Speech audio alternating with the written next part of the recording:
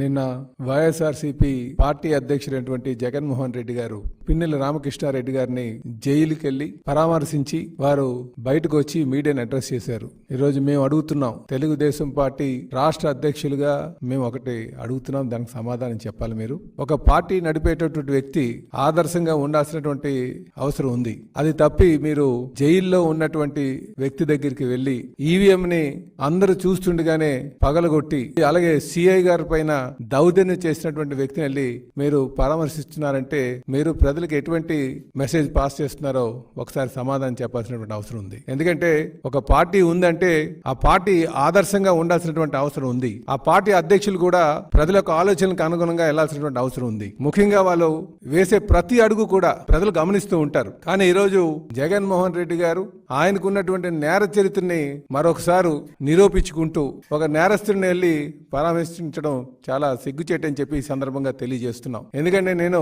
Telugu Desam party రాష్ట్ర అధ్యక్షుడిగా మాట్లాడుతున్నటువంటి మాటలు ఇవి. ఏ నాయకుడైనా సరే ఆదర్శంగా ఉండాలి, ప్రజలకు ఒక మెసేజ్ పాస్ చేయాలి, ఒక నమ్మకం చేకూర్చుకోవాల్సినటువంటి అవసరం ఉంది. కానీ ఈరోజు ఒక క్రిమినల్ ని పరామర్శించడం చాలా దురదృష్టకరం అని చెప్పేసి ఈ సందర్భంగా నేను తెలియజేస్తూ, అలాగే ఇప్పటికైనా సరే ఒక పద్ధతిగా వెళ్లాల్సినటువంటి అవసరం ఉంది. రాజకీయ నాయకులు అంటే ఈరోజు సమాజంలో కొంత వ్యతిరేక భావం ప్రజల్లో ఉంది. ఎందుకంటే వీళ్ళు చెప్పేది ఒకటి చేసేది ఒకటని. ఎందుకంటే ఈరోజు నువ్వు జగన్మోహన్ రెడ్డి గారు చేసేటువంటి తీరు, మాకు ఆయన వెళ్ళేటువంటి తీరుని చూసిన తర్వాత నిజంగా ఎప్పటికీ కూడా ఈ వ్యక్తి మారడు, వీళ్ళు మళ్ళీ ప్రజలే బుద్ధి చెప్తారని చెప్పేసి ఈ సందర్భంగా తెలియజేస్తున్నాం.